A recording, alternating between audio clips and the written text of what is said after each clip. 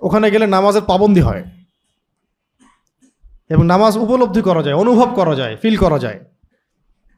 নামাজ তো আসছেই ওই বাইতুল্লাহ থেকে, মক্কা মদিনা থেকে আসে না, ওখানে গেলে নামাজকে ফিল করা যায়।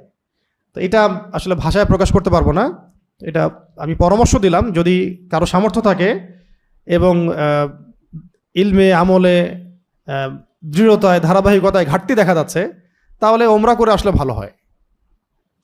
পুরো নিজের সব মানে ভিতরের যে হতাশাগুলো, অলসতাগুলো, গাফেলতিগুলো সব চলে যাবে ইনশাল্লাহ।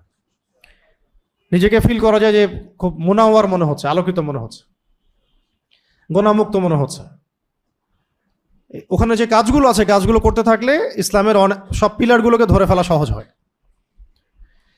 যাদের সামর্থ্য হবে তারা অবশ্যই বারবার উমরা করবেন ইনশাআল্লাহ, আল্লাহ পাক তৌফিক দান করেন। আর সালাতের পাবন্দি বলতে আমি কয়েকটা কথা বলবো। এক নম্বর হলো জামাতের পাবন্দি করা। 2 নম্বর হচ্ছে 5 ওয়াক্ত সালাতের মধ্যে কত রাকাত? 17 রাকাত নামাজ। এই 17 রাকাত নামাজের সাথে অন্তত 12 রাকাত সুন্নত আদায় করা। কত রাকাত? এই 12 রাকাত সুন্নাত যে ব্যক্তি আদায় করে তার জন্য জান্নাতে একটা করে ঘর নির্মাণ করা হয়।